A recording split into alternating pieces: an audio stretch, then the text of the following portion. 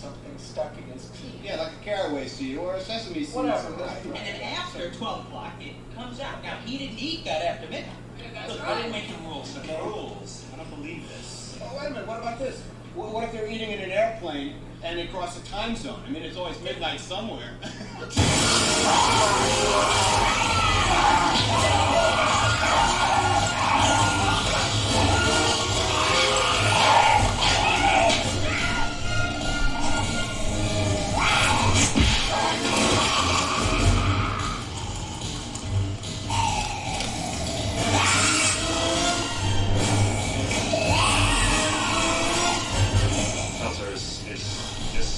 Yes.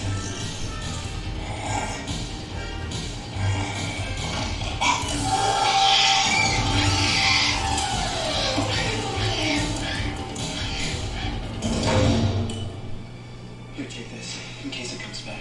Right.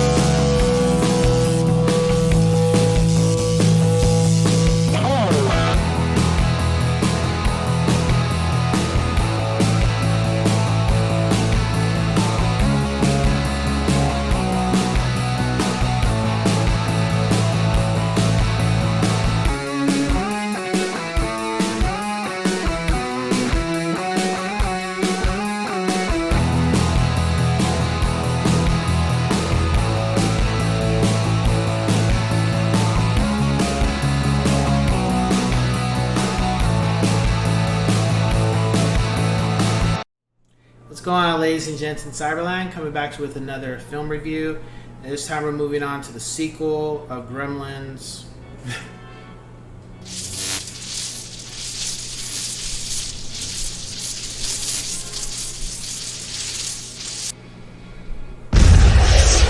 Gremlins 2, The New Batch. So I do remember this. So when Gremlins 2 was coming, it was a big phenomenon. I think, when did Part 2 come out? Part 2 came out in... It was 90? I thought it was 89. Oh, wow. So, Gremlins 2, they waited a while. It's been a while, like 6 years. One did massively well. It was very memorable for a lot of people, including myself. And waited 6 years before they made Part 2. So,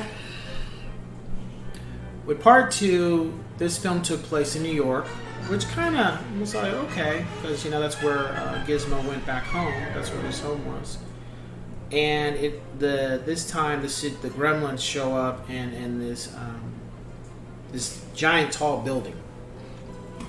Billy happens to be working in New York with his fiancee now, the woman from Phoebe Cates, but Kate. So he's now with her. They're trying to build a life together.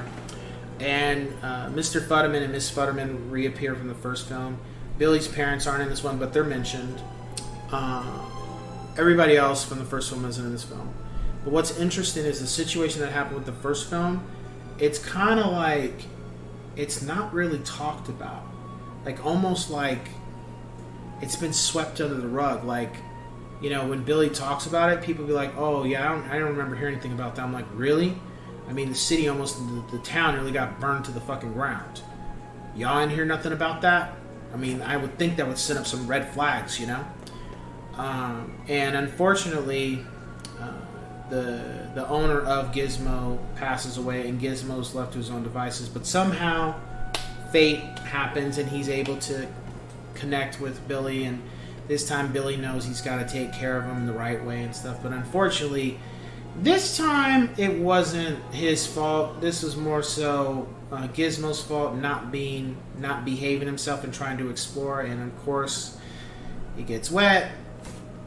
Gremlins come again, or little mischievous Mogwai show up, and then eventually we get Gremlins and such.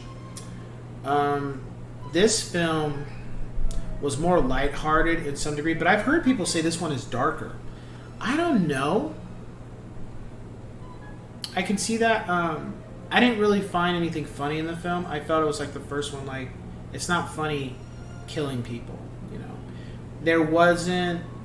I think there was only one death scene that I can recall. Only one person got killed in this film, as opposed to the first one. A lot of people got killed. So they toned that down. They also made a lot of things that were said after the first film. The writers and they took that under advisement and they threw some of those jabs in the film because questions people asked was like, really? It's just a movie, and they would try to take it further with the eating after midnight and stuff, and just in general with kind of making a parody of the Gremlins when they did the film.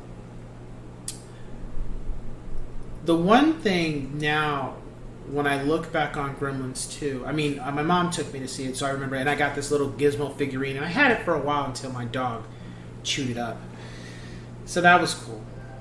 But the one thing I reflect on with Gremlins 2 is the fact that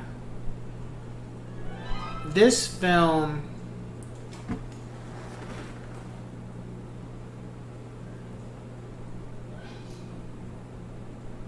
the stakes were a lot higher with this film, and this is why. What's interesting about the first film is what never occurred to me is not one gremlin escaped the town, not one got away, not one just said, I'm going to go do my own thing. You know, in this film, these bastards were organized. They were more so organized. They were deadlier, but only one person got killed on screen. And they made it. The leader of these gremlins was the Brain Gremlin, or Brainiac, or whatever. Whereas the leader of the gremlins in the first one was Stripe. Stripe in this film they said it was a reincarnation, but he was even more. Stripe was even more psychotic and just wild, as opposed to the first film where he was strategic and he knew he planned things accordingly. Stripe in this film was just kind of like all over the place. He was a wild animal, like as opposed to what he was in the first film. So they changed him more so, and he didn't stay with the pack. He was more of a lone wolf type of thing. He was crazy, but he was a lone wolf, as opposed to the first one. He stayed with the pack. The other thing that I noticed is that the Brainiac Gremlin was the leader, which I didn't realize until as I've watched it over the years. That's the true leader of the second film. Also, he's very dangerous. Very dangerous. Because he thinks on the lines of a human, but he's a gremlin. He knows what he is. And he knows that his species can literally take over the city, and if not only the city, the world, because he's organized with how to do what they need to do. But unfortunately, the problem with that is he is kind of a little too arrogant, that he doesn't realize when he's starting to be played. So that's also to his detriment, and the rest of the gremlins' detriment. I thought what was cool was when they had the gremlins take different things, like one became a bat. That was pretty badass.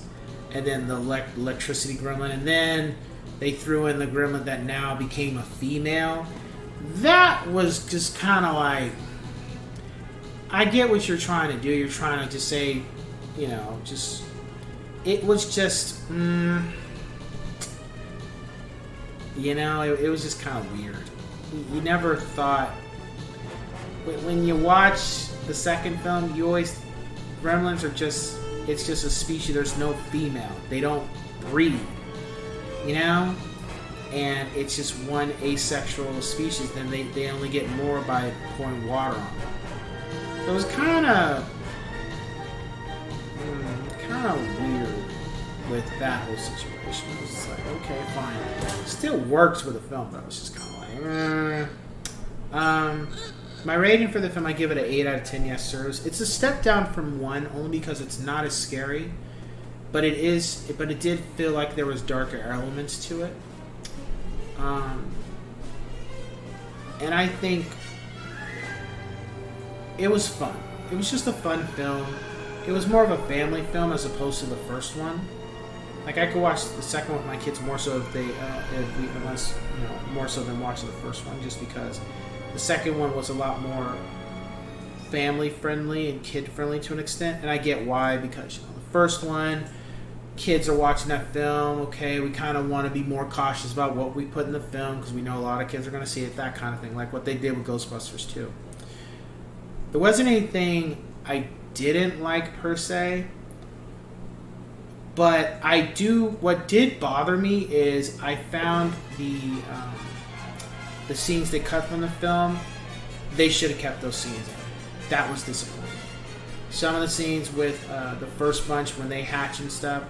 The one thing that always bothered me about the Gremlins is we never see them come out of their cocoon, like them literally come out. And the one thing we never saw is how do they cocoon themselves. I feel like that's the one thing that's been missing from the Gremlins is, okay, how do they get into the cocoon? Do they spit out something? Does it just come out of their skin and they form a cocoon? How do they form a cocoon? And then how do they, it would be cool to have a scene where they're coming out of the cocoon, what they look like when they first come out. They never show, they would just show the hands or something coming out, and I felt like they should have a scene, they should have had a scene of that, and that was a little disappointing. Also, the ending with a lot of the Gremlins, it just kind of felt like it was all grouped together, and I would have preferred to see certain Gremlins, the original bunch that came from Gizmo, in this time, see what happened to them, because we didn't really see what happened to them. You can just allude what happened to them. I would say if you saw the first one, definitely watch the second one. It's cool. It's a step down, but it wasn't what it not making the money it should have made and stuff. I wouldn't base it off of that. Now, there's been talk for decades about making a third Gremlins, and now it seems like they're going to pull it off. And something Zach Gillihan, I think that's his last name, he mentioned is that we've always talked about the rules and stuff, but the one thing that's never happened is what happens after 24 hours? What happens to the Gremlins after 24 hours? And that's a good idea. Like, do they form something? Do they die off? Because they don't live very long, apparently it's been stated. The Gremlins don't have a lifespan like Gizmo does. And apparently there's been a book written about that's why they act the way they do and stuff, because they already know they're going to die, so they're just naturally evil or something like that. Made a good point, so we'll see what happens. They're talking about making a third film, and he'll star in it. I know Phoebe Cates will come back, but it'll just be interesting to see how they play it. I'd love to see that. So with that being said, I will catch you guys on the next one. Take care.